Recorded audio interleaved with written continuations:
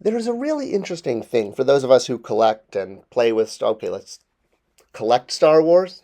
Are we still acting out adventures on our carpets? I don't know, but adult collectors love robots, and Star Wars are part of film history. I mean, we could do whole videos about the origins of the Star Wars robots and why they place such a heavy cognitive schema in our minds, but that's not what this video is about. It's about droid toys.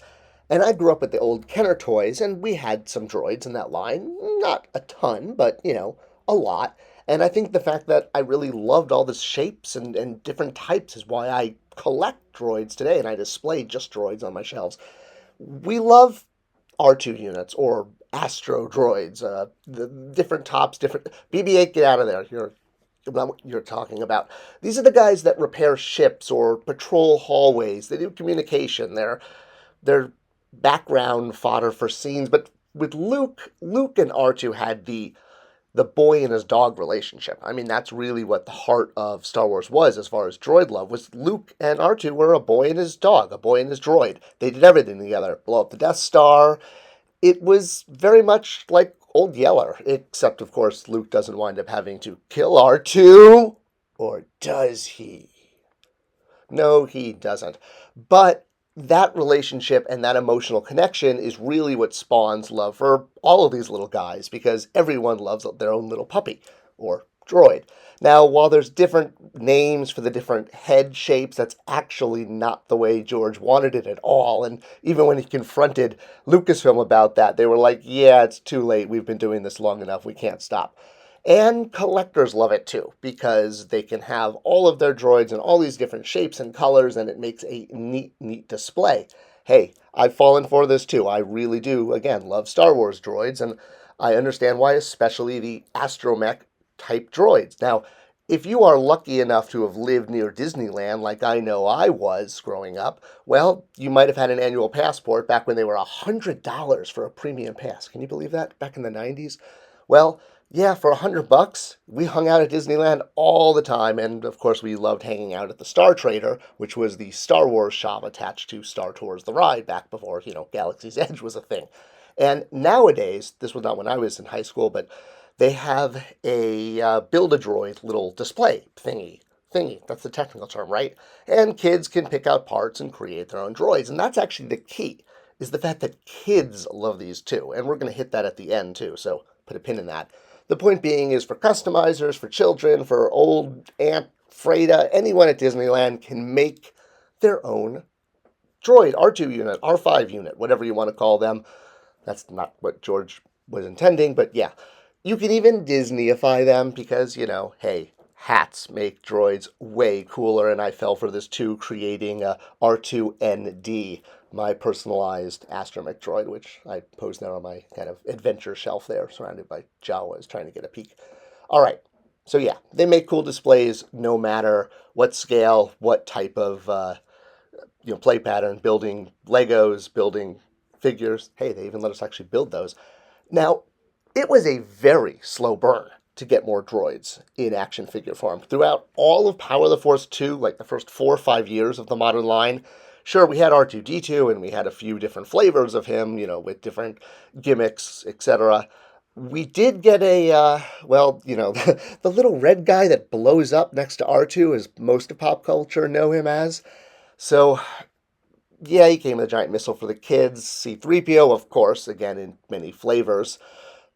But that was pretty much about it as far as, Protocol and Astro. I mean, we had a Death Star droid figure, which was great, even though name and well, that's a whole other thing about what it represents in the original line.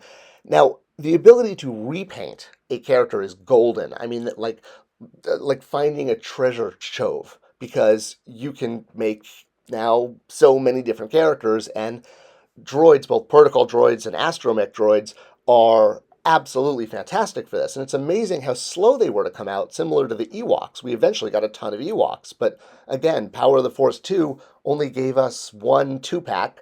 That way we got Wicket and Logray, and then Wicket got reissued with Princess Leia, and then of course there was the Endor globe thingy that opened up, and you got the unnamed Ewok with the hang glider. But very slow rollout of Ewoks, and nowadays we have a lot of Ewoks. Both them and droids seem to have been a very slow burn. But for droids, for it to take this long was like, why? Why can't I get more? Well, actually an appropriate image, because following the fallout from Phantom Menace toys not selling as well in the second year, they were combined with Classic Trilogy into Power of the Jedi.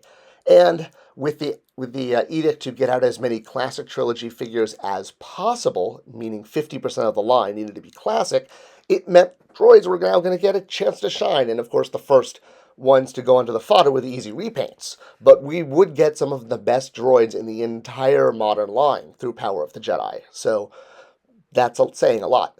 Our very first Astro repaint, an Imperial R2-Q5 with a Death Star hologram. Hey, that's cool. I actually pose it next to my Palpatine. And then we got an R4 unit, which, again, has nothing to do with the head shape. I'm on George's side on this one. Sorry, Lucasfilm. And he came with a mouse droid. Now, after that, our next big moment were these two packs. Both of them were Entertainment Earth exclusives. This was the very first time we got multi-packs of a large number of Astro droids at once, and they were designed by Adam Paulus, who, if you don't know him, he is a professional toy collector geek. He's the head buyer for Hasbro for Entertainment Earth, has been for like 20 years, and he's also a good friend.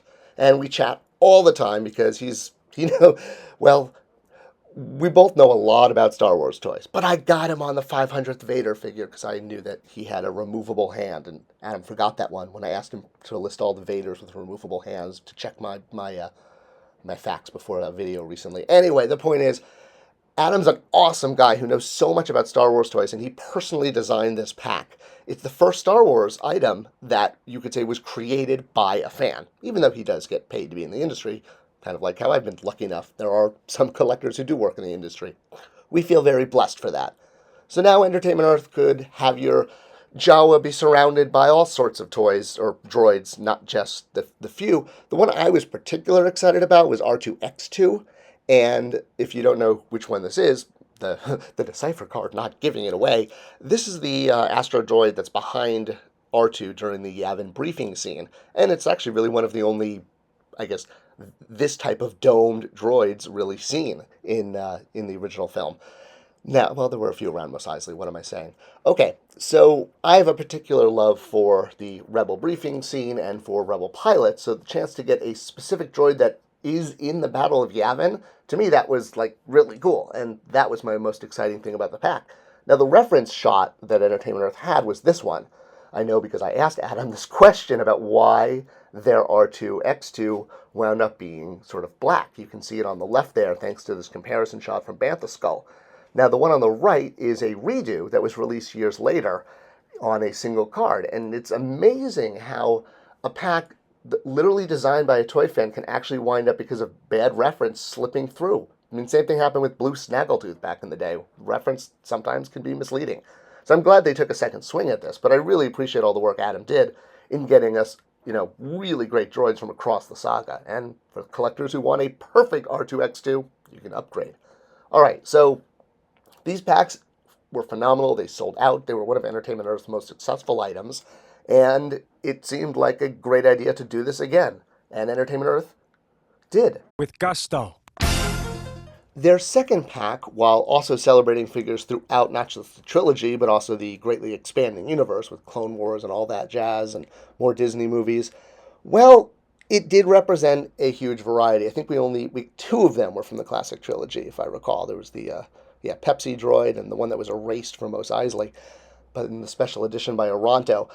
But the thing is, in today's, modern a-go-go world, we have access at so many other droids. Back when the original packs came out, a pack that was all droids was mind-blowing. I mean, Disney's pumping out even droids from the movies and holiday repaints. So you can get a lot more options these days. And that second pack it didn't perform to expectations. Let's put it that way. You saw it on clearance a lot. But we've come a long way from when we only had R5D4, and the fact that kids love droids is so important because that is what's going to keep them pumping out. And for those of us who are collectors, we get to ride and piggyback on that. And I told BB-8 to not be in this shot because, well, all right, we're talking about classic trilogy. All right, well, I hope this was a good inside look on the collection of Astro droids and why one pack could do so well, and then the same pack years later, not exactly so. There were just so many more options. Thanks for watching, thanks for sharing, and I'll see you in the next video.